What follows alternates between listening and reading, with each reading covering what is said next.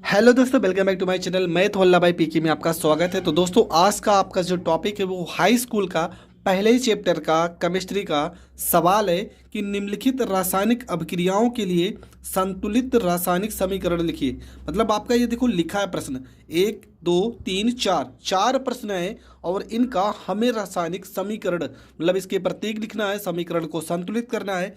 जबकि प्रश्न में लिखा है, तो ये प्रश्न कैसे करेंगे चलो सीखते हैं। प्रश्न है आपका, सल्फ्यूरिक अम्ल और सोडियम हाइड्रोक्साइड के जलीय विलयन परस्पर अभिक्रिया करके जलीय सोडियम सल्फेट और जल बनाते हैं। ठीक है, प्रश्न आप पढ़ लीजिए ध्यान से। अगर आपके पास क्वेश्चन बैंक नहीं है तो आप प्रश्न को लिख लीजिए। ठीक है, अब समीकरण को हम संतुलित कैसे करेंगे वो हम बताते हैं।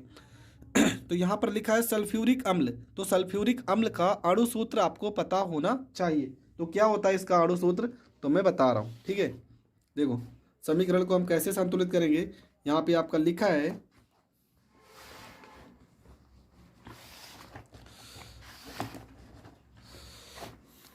पहला ही प्रश्न आपका क्या था कि सल्फ्यूरिक अम्ल, तो सल्फ्यूरिक अम्ल को हम लिखेंगे H2SO4। ठीक है, ये होता है आपका सल्फ्यूरिक अम्ल। H2SO4 को हमें गर्म करना है किसके साथ, सोडियम हाइड्रोक्साइड। तो सोडियम के लिए हम लिखते हैं Na और हाइड्रोक्साइड के लिए लिखते हैं OH। ठीक है, सोडियम हाइड्रोक्साइड की उपस्थिति में हमें क्रिया करानी है। प्रश्न आप समझ चुके हैं। प्रश्न में कहा गया था सल्फ्यूरिक अम्ल, ये आपका क्या है, तो ये आपका है सल्फ्यूरिक अम्ल है। ठीक है, सल्फ्यूरिक अम्ल, और सल्फ्यूरिक अम्ल को हम क्रिया कराते हैं किसके साथ, सोडियम, इसका नाम है सोडियम हाइड्रोक्साइड। सोडियम हाइड्रोक्साइड इसका नाम है, सोडियम हाइड्रोक्साइड के साथ क्रिया कराते हैं। तो बनेगा क्या, देखो सबसे पहले होता क्या है यहाँ पे Na जो है ना, Na के साथ आएगा SO4, Na के साथ क्या आएगा SO4। यहाँ पर आ जाता है Na, यहाँ पर 2 आता है Na2 और SO4। अब यहाँ पे 2 क्यों आया ये भी समझ लेते हैं। SO4 की जो SO4 पे आवेश होता है ना, वो आपका होता है -2 और Na पे होता है +1 होता है। और यहाँ पे 2 लगाने का मतलब अब क्या हो गया, ये +2 हो गया। अब ये प्लस और माइनस से कट के कितना होना चाहिए, 0 होने चाहिए। 0 होगा तभी कोई यौगिक बनता है। तो ये Na2SO4 हो गया। अब Na यहाँ पे कितने लोग हो गए, 2। यहाँ पे Na अकेला है तो इसको यहाँ पे 2 से कर देंगे गुणा। अब Na कितने हो गए, Na आपके 2 हो गए, SO4 हो गया, SO4 हो गया। मतलब Na की कहानी खत्म और SO4 की कहानी खत्म। अब बच्चा क्या है आपका, बच्चा H। देखो यहाँ पे कितने H आपके पास कितने बचे हैं, 2 यहाँ पर बचे हैं और 2 यहाँ पे गुणा किए हो तो H यहाँ पर भी तो 2 बचे हैं। और O कितना बच्चा है, O आपका बच्चा है 2। तो H कितने हो गए, 2 2 4। अगर 4 H हो गए ना तो आपका बनेगा जल, लेकिन कितना 2H2O। अब देखो H कितने हो गए, 2 दूना 4 और O कितना बचा है, O कितना चाहिए 2। तो यहाँ पे 2 से O में गुणा करेंगे तो हो जाएगा 2।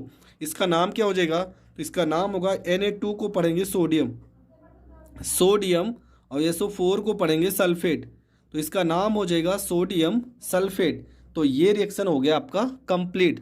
ठीक है, अगला रिएक्शन हम देखते हैं क्या लिखा है अगले रिएक्शन में। तो अगला आपका जो प्रश्न है उसमें लिखा है कि फास्फोरस देखो यहाँ पर लिखा भी था कि विलयन परस्पर अपक्रिया करके जलीय सोडियम सल्फेट और जल बनाते। पूरा पूरा लिखा है, आपको सिर्फ समीकरण को संतुलित करना है, इसमें तो लिखा भी है। अगला प्रश्न है कि फास्फोरस क्लोरीन गैस में जलकर फास्फोरस पेंटाक्लोराइड बनाता है। और फास्फोरस पेंटाक्लोराइड का अणुसूत्र क्या होता है, PCl5 होता है। ठीक है, और फास्फोरस के लिए हम P लिखेंगे, क्लोरीन के लिए Cl2 होता है। अब पूरी तरह से हम समझ चुके हैं प्रश्न में करना क्या है। तो प्रश्न में आपको क्या करना है, सबसे पहले आपको लेना है फास्फोरस। क्या लेना है, फास्फोरस। ये आपका 2 नंबर रिएक्शन है। फास्फोरस के लिए हम लिखते हैं P और इसको क्लोरीन के साथ, ठीक है, क्लोरीन के साथ क्रिया करानी है और बनाना है आपको PCl5। इसका नाम है फास्फोरस पेंटाक्लोराइड बनाना है। तो होगा क्या, देखो यहाँ पे Cl कितने 2, हमें चाहिए कितना, हमें चाहिए 5। अब 5 के लिए हो क्या सकता है, यहाँ पे Cl5 किस कंडीशन में आ सकते हैं पहले ये समझते हैं। यहाँ पर अगर हम 5 से गुणा कर दें तो Cl कितने हो जाएंगे, 5 दूना 10। और यहाँ पर अगर हम 2 से गुणा कर दें तो कितना हो जाएगा, 2 पंचे 10। मतलब Cl इधर भी 10 हो गए और इधर भी 10 हो गए, 2 पंचे 10। अब P यहाँ पर कितना हो गया, 2। यहाँ पे P अकेला है ना, तो यहाँ पे कर देंगे 2 से गुणा। अब तो समीकरण संतुलित हो गया।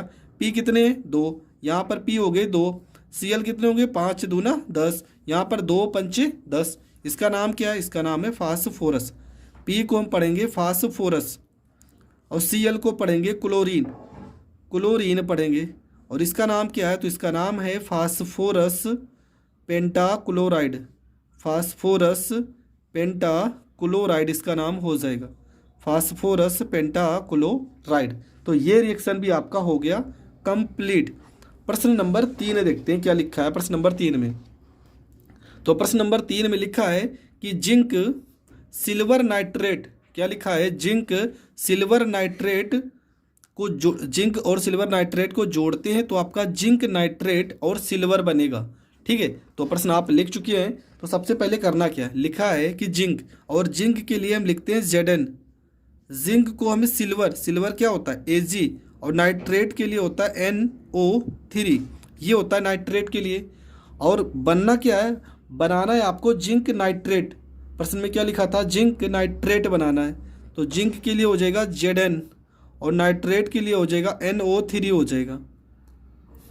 और क्या बनाना है, और आपका क्या प्रश्न में कहा गया था, सिल्वर अलग हो जाएगा, सिल्वर का मतलब Ag, Ag आपका अलग हो जाएगा। पर समीकरण संतुलित है, तो पहले समीकरण को देखते हैं कि संतुलित है कि नहीं। तो यहाँ पर आपका AgNO3 लिखा है, यहाँ जिंक के साथ NO3 आ जाएगा, लेकिन यहाँ पे NO3 के साथ ना यहाँ पर 2 आएगा, NO3 का 2, क्यों, क्योंकि इसकी संयोजकता जो पहले प्रश्न में बताए थे ना कि Na पे +2 होता है, उस तरह से यहाँ पर 2 आना चाहिए। और यहाँ पे तो NO3 अकेला है, अगर अकेला है तो यहाँ पर करेंगे 2 से गुणा।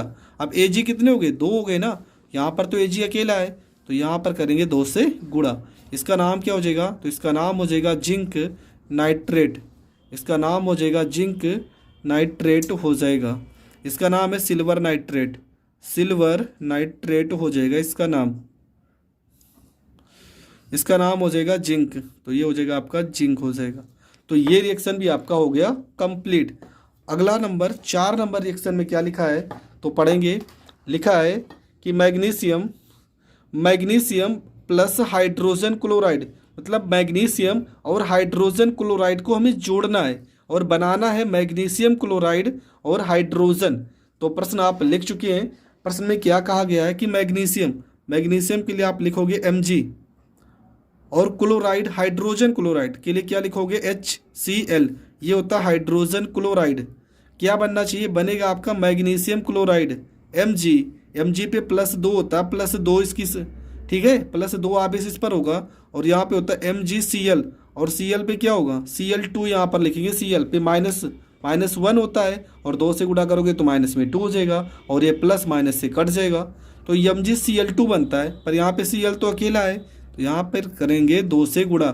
अब ये कितने बचे, 2, तो प्लस में हाइड्रोजन गैस भी तो मुक्त होगी, प्रश्न में लिखा था हाइड्रोजन गैस।